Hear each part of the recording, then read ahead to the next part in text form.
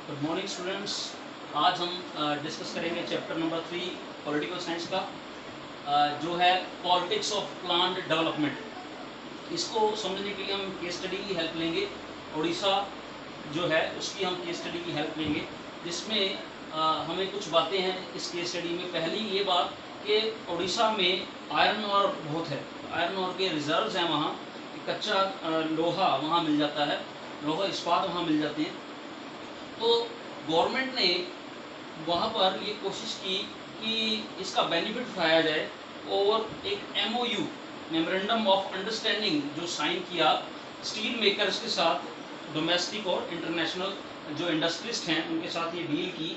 उसका बेनिफिट ये उठाना चाह रही थी गवर्नमेंट कि वहाँ पर खूब इन्वेस्टमेंट आए, इन्वेस्टमेंट आने से वहाँ एम्प्लॉयमेंट अपॉर्चुनिटीज़ क्रिएट होंगी, तो उस एरिया का वेलफेयर हो पाएगा। लेकिन इसमें कुछ प्रॉब्लम्स सामने आई। वो कौन सी थी? पहली तो protest against POSCO plant in जगत सिंहपुर।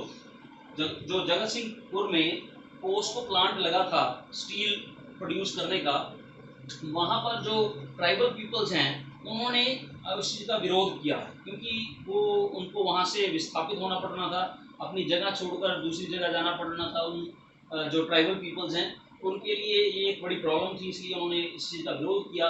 इसके साथ साथ environmentalist fear about the environment degradation. जो इन्वायरमेंटलिस्ट हैं वो भी कंसर्न थे, उनको भी था कि जब अगर इंडस्ट्री लगेगी तो एनवायरमेंट पोल्यूशन बहुत बढ़ेगा उस एरिया में। तो ये प्रॉब्लम्स सामने आई।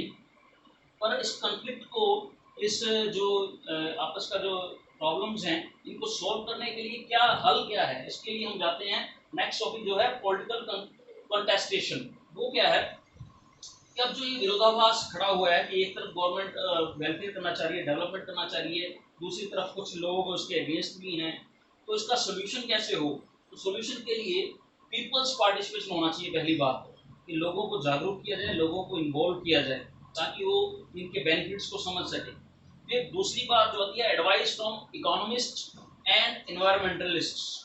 जो इकोनॉमिस्ट हैं, जो अर्थशास्त्री हैं, उनसे सलाह की जाए कि क्या क्या बेनिफिट्स हमें उससे मिलेंगे, जो इंडस्ट्रीज हम सेट करना चाह रहे हैं या जो भी डेवलपमेंट के टारगेट्स हमने सेट किए हैं। और एनवायरमेंटलिस्ट जो पर्यावरणविद हैं, उनको उनकी भी सलाह लेनी चाहिए कि इसका कितना नुकसान हुआ, कितने बेनिफिट्स होंगे। उनकी एडवाइस के बाद ये स्टेप लेना चाहिए।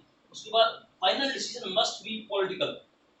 एंड डिसीजन जो होना चाहिए वो पॉलिटिकल डिसीजन होना चाहिए। उसका रीजन ये है कि जो पॉलिटिकल पार्टी है या पॉलिटिकल सिस्टम है जिसके थ्रू लोगों का रिप्रेजेंटेशन होता है, लोग अपने नेता चुनकर भेजते हैं, तो वो रिप्रेजेंटेटिव्स जो हैं वो फाइनल डिसीजन लेंगे कि क्या इसमें करना है।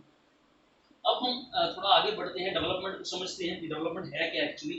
It means economic growth with social justice. तो हम इकोनॉमिक डेवलपमेंट को क्या कहते हैं? ये एक बड़ा एस्पेक्ट है इकोनॉमिक ग्रोथ से। पहले तो हमें समझना होगा कि इकोनॉमिक ग्रोथ क्या है। जब हम इकोनॉमिक ग्रोथ की बात करते हैं तो इसका मतलब ये है कि हम प्रोडक्शन को कंटिन्यूसली बढ़ाना चाह रहे हैं। प्रोडक्शन किस चीज़ का? गुड्स और सर्विसेज का, जो किसी भी सोसाइटी को जिसकी ज़रूरत है।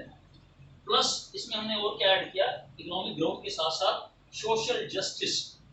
सोशल जस्टिस का मीनिंग क्या है कि अगर प्रोडक्शन हम बढ़ाते जा रहे हैं, उस बढ़े हुए प्रोडक्शन का बेनिफिट भी मिले किनको? समाज के हर तबके को, कि वो जो गुड्स सर्विसेज हम प्रोड्यूस कर रहे हैं वो हर पर्सन तक पहुंचे, गरीबों का भी उसमें भला हो, जो उनका भी वेलफेयर उसमें इंक्लूड हो। ये नहीं कि आप प्रोडक्शन करते जा रहे हो, उससे प्रॉफिट कमाकर एक कुछ एक लोग ही जो जिनकी जो है वेल्थ उनकी बढ़ती जाए, तो वो उससे हम इकोनॉमिक डेवलपमेंट नहीं कहेंगे। अगर इस जो ग्रोथ का बेनिफिट हर पर्सन को मिलता है, यानी कि इंक्लूसिव ग्रोथ होती है, तो वो डेवलपमेंट को लीड करती है, वो डेवलपमेंट की तरफ लेके जाती है।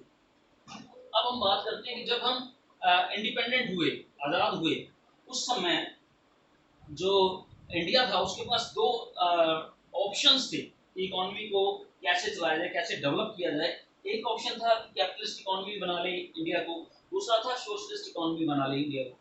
तो अब पहले हमें समझना होगा कि कैपिटलिस्ट इकोनॉमी क्या है और सोशलिस्ट इकोनॉमी क्या है। उसके फीचर यहाँ मैंने मेंशन किए हैं।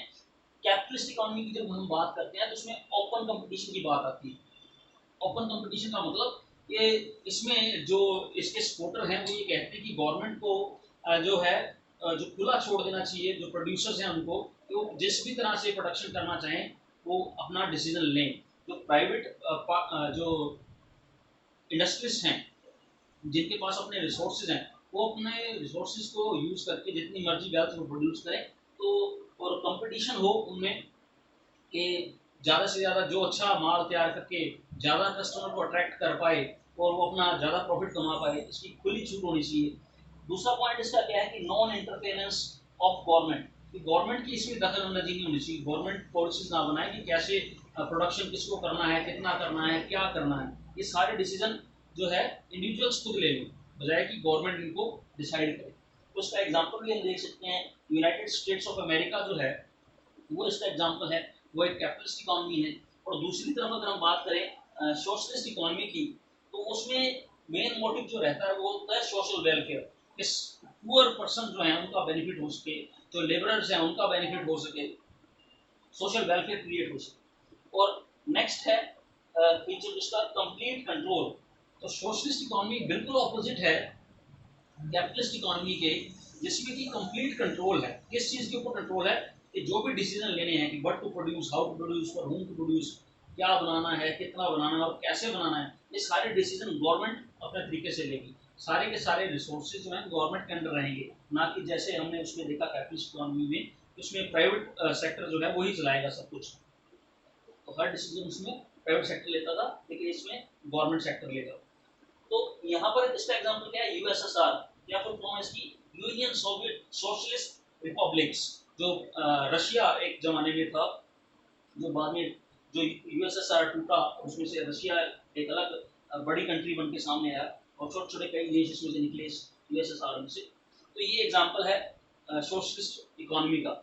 अब जब हम इंडिया आज़ाद हुआ तो जवाहरलाल नेहरू जो हमारे पहले प्रेसिडेंट प्राइम मिनिस्टर हमारे हुए, उनका जो झुकाव था वो ज़्यादा इंटरेस्टेड थे सोशलिस्ट पैटर्न में। पर इंडिया में देखा गया कि सोशलिस्ट इकोनॉमी को अडॉप्ट करना चाह रहे थे, लेकिन इस पर डिबेट्स हुई, इसके ऊपर बहुत सारा डिस्कशन हुआ, तो एंड रिजल्ट जो रहा, इंडिया ने चुना मिक्स्ड इकोनॉमी को। अब ये मिक्स्ड इकोनॉमी क्या है, मिक्स्ड इकोनॉमी जैसे अपना नाम अपने आप बता रहा है, ये कि ये कैपिटलिस्ट के फीचर भी इसमें हैं और सोशलिस्ट के भी फीचर हैं इसमें। इसका मतलब ये हुआ कुछ एरियाज ऐसे हैं जहाँ पे कंप्लीट कंट्रोल जो है वो गवर्नमेंट के पास रहेगा। जैसे आप देख सकते हैं कि डिफेंस इक्विपमेंट की बात है या न्यूक्लियर एनर्जी की बात है, ऐसे जो डिसीजन हैं वो गवर्नमेंट पूरी तरह से उसके ऊपर कंट्रोल करेगी। और दूसरी तरफ जो प्रोडक्शन की बात आती है, चाहे आप कुछ भी आप प्रोड्यूस कर रहे हो, चाहे आप पेन प्रोड्यूस कर रहे हो, चाहे आप जूते प्रोड्यूस कर रहे हो, क्लोथ प्रोड्यूस कर रहे हो, जो भी इंडस्ट्री आपको लगानी है तो वो इंडस्ट्रियल सेक्टर लगा देगा, वो प्राइवेट सेक्टर के हाथ में रहेगी वो डिसीजन। तो इस तरह इंडिया ने मिक्स्ड इकोनॉमी को चुना। तो ये हमने टॉपिक थोड़ा सा डिस्कस किया, जो आप, मुझे उम्मीद है कि आपको ये समझ में आया होगा। आप अपना रिस्पॉन्स मुझे दें कि क्या क्या आपको बात समझ में नहीं आई, तो मैं उसको और आपको क्लैरिफाई करूँगा। Thank you.